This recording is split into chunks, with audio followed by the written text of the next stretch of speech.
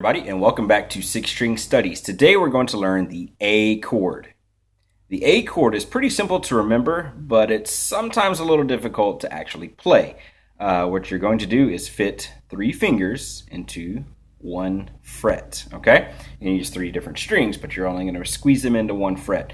And we'll show a couple of cheats and several different ways to play it, but just know this is going to be the A major chord. All right.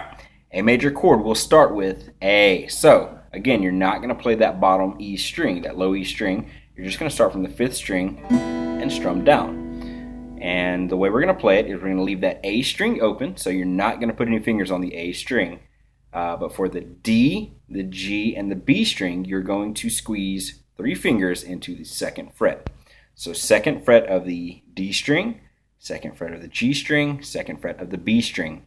And this is where I was talking about in the previous lesson, where you may not always be able to put each finger very close to the fret, and that's okay.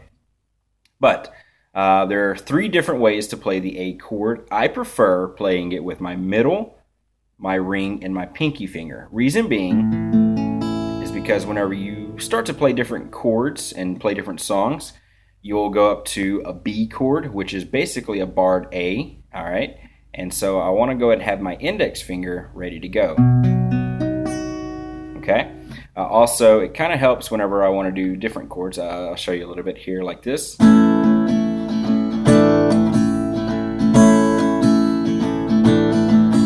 So I can move my pinky around like that, or so. Anyway, I just happen to like to play that. Some people like to play with their index finger, their middle finger, and their ring finger, okay? It's a little more constricting for me, but you can also play different chords like that. And then there's what we call the cheating way, which most people inevitably begin to do like this.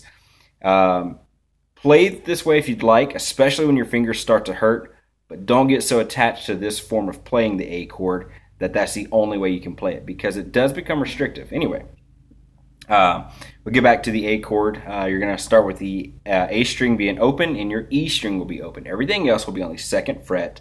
So D, G, and B, you'll put your fingers in the 2nd fret of those strings and strum from the A string down to the high E string.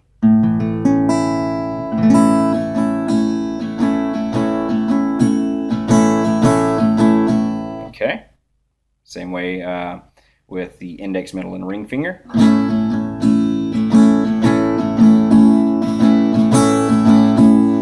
All right, now, the cheating way is when you take your index finger or middle or ring finger, especially when you're learning.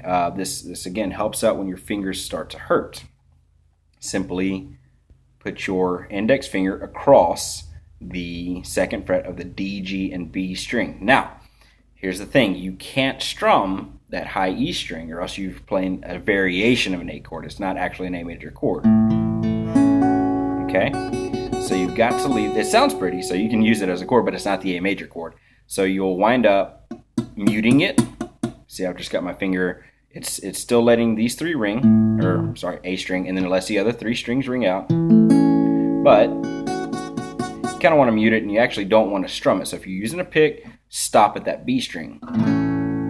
If you're not using a pick, still use your thumb. Stop at the B string. Because again, that either will be muted or it'll have a different chord name once you've added that F sharp into there. So anyway, practice this. This really helps out in building calluses on your fingers, because you're really having to press hard so that every note rings out. So it helps out building that callus. But whenever the calluses get too tough, or whenever your fingers get too tender,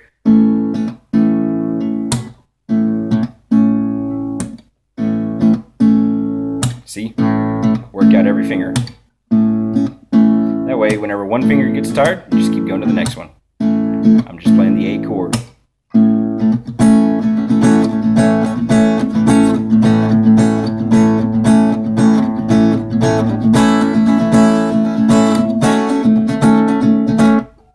Anyway, that is the A chord.